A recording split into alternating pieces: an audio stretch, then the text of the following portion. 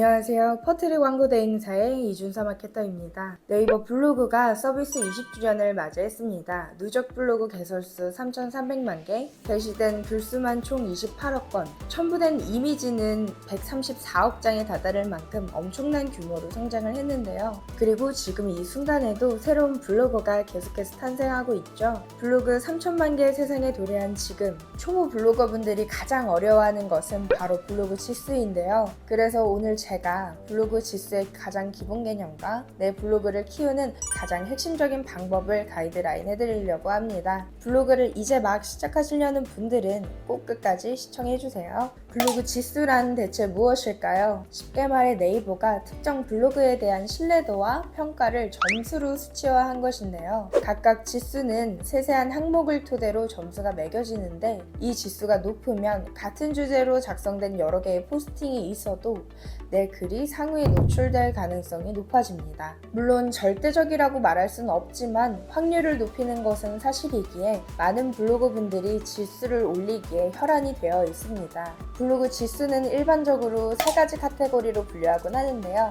일반 등급, 준체적 1에서 6등급, 그리고 최적화 1에서 3등급까지 나누곤 합니다. 그 어떤 항목에도 들지 않는 항목은 죽어버린 블로그, 즉 저품질 블로그라고도 표현하죠. 다만 각각의 블로그 지수와 등급은 네이버가 공식적으로 구분한 것이 아니라 축적된 데이터를 통해 전문가들이 보기 좋게 구분한 것으로 생각하시면 됩니다. 그럼에도 상당히 높은 신뢰도를 갖는 만큼 이 블로그 지수에 대한 이해도가 있어야 블로그로 성장할 수가 있겠죠. 먼저 저품질 블로그란 내 글이 검색도 되지 않고 찾을 수 없게 되는 경우를 말하는데요. 네이버는 과도한 홍보나 금지된 주제 혹은 키워드를 사용한 포스팅을 누락시키곤 합니다. 일정 기간 이상 글의 내용이 개선되지 않아 포스팅 누락이 반복적으로 발생할 경우 저품질 블로그가 되었다고 표현할 수 있습니다. 보통 이런 블로그는 죽었다고 많이 표현을 하곤 하죠. 그리고 그 다음 등급으로는 일반 블로그가 있는데요. 만들어 놓고 운영은 하지 않은 블로그를 의미합니다.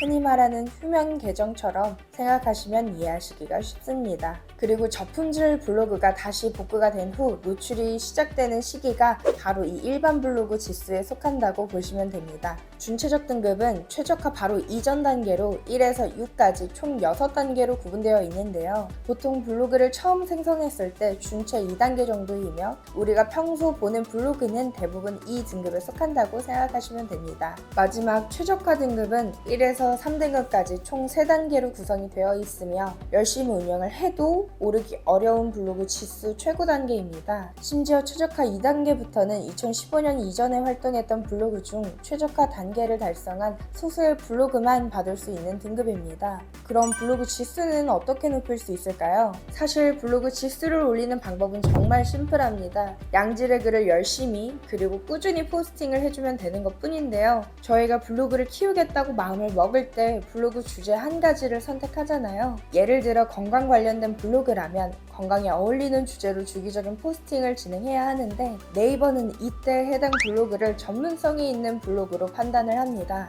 그래서 이렇게 꾸준히 글을 쓰다 보면 해당 카테고리 상위에 더 잘 뜨기 시작하고 클릭이 일어나 계단 형식으로 차근차근 지수가 오르기 시작하는데요. 저도 직접 블로그를 키울 때 매일 3개씩 양질의 포스팅을 꾸준히 작업했더니 굉장히 짧은 시간 안에 여러 개의 블로그를 키울 수 있었습니다. 블로그 지수 높이는 방법에는 꾸준한 포스팅 이외에 한 가지가 더 있는데요. 그건 바로 다른 사람들과의 소통, 댓글, 서로 이웃 추가, 공감 스크랩 등 활동 점수입니다. 다만 활동 지수는 일부러 집중해서 작업을 하기보다는 적당히 추가 점수 용도로만 활용을 하고 남는 시간에 좋은 포스팅을 하나 더 작업을 하는 게 훨씬 더 효과적입니다. 근데 여기서 생길 수 있는 한 가지 의문이 있습니다. 아예 새로 시작하는 블로그는 상위에 잘 노출되지도 않아서 꾸준히 올린다고 해도 사람들이 읽지 않으면 아무런 소용이 없지 않을까?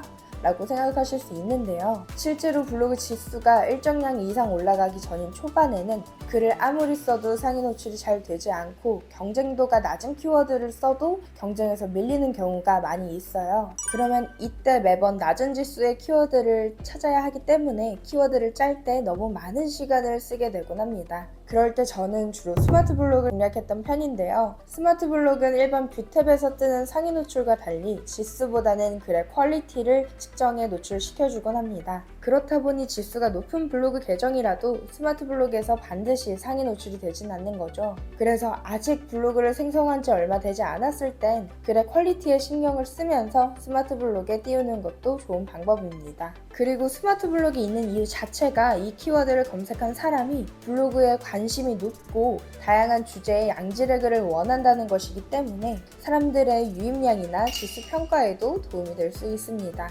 마지막으로 초보 블로거분들께 말씀드릴 내용은 꾸준하고 일정한 양질의 글이 많은 도움을 줄 수 있을 것이라고 강조를 다시 한번 하면서 영상 마무리 짓도록 하겠습니다. 혹시 잘 모르시는 게 있거나 궁금하신 점이 있다면 영상 하단에 더보기란을 클릭하시고 마케터에게 직접 질문하기로 문의주시면 바로 답변 도와드릴게요. 영상 도움이 되셨길 바랍니다.